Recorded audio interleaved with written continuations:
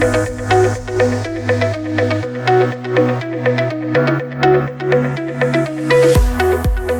name is Dan Green. I'm Coldplay's live engineer and audio producer. I've been working with Coldplay since 1998. I started prepping the tour around about 5 years ago, just after we'd finished making the album Music of the Spheres. We were prepping for about 6 months, and then we started in Costa Rica in March of 2022. So we're finishing up this part of the tour before we take a little break in Wembley with 10 shows. I'm Tony Smith, head of audio, system designer and front of house tech, I guess. Been working with Dan and the band for 23 years. The tour spec has evolved over the years. The main system has been probably in place for the last 10 years using the optical system, which obviously integrates into DiGiCo as well. But the backbone, it's just been built on with new technology, trying to keep a smaller footprint. Sustainability has been a big part of what we're trying to achieve for the tour. We've tried in audio department to downscale our racks by the use of Fourier plugins and onboard effects and processing on the desk. So with the 3 stages, we've got a full band setup on the A stage, and then we've got almost a full band setup on the B stage.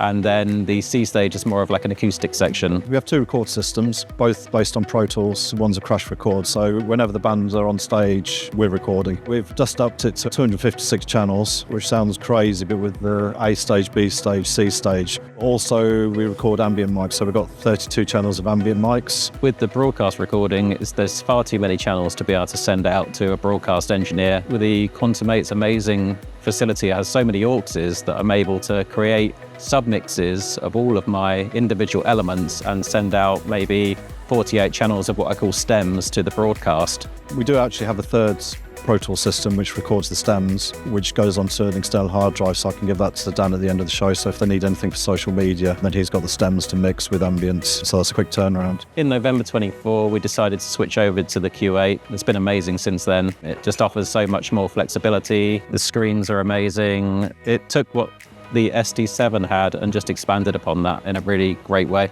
I mean, as far as I know, it's the only desk on the market that would be able to handle the amount of inputs that we're using. Moving to the new console, the Quantum 8, the way they work the heat flow within the console. Sometimes in the front of house temp, we're reaching 43 degrees. The Q8 is running so much cooler, which is amazing for me to actually keep things up and running and getting a show. The thing I like about DiGiCo is we get amazing support, which you always need when you're halfway around the world. Things do go wrong, but if you've got the support, you can get through and get past them. The team are always there to answer a text or help us with any emergency situation. If we have any ideas on how to do things or any strange requests, like Dave and the team, they're always there to help us and answer our messages whenever we send them.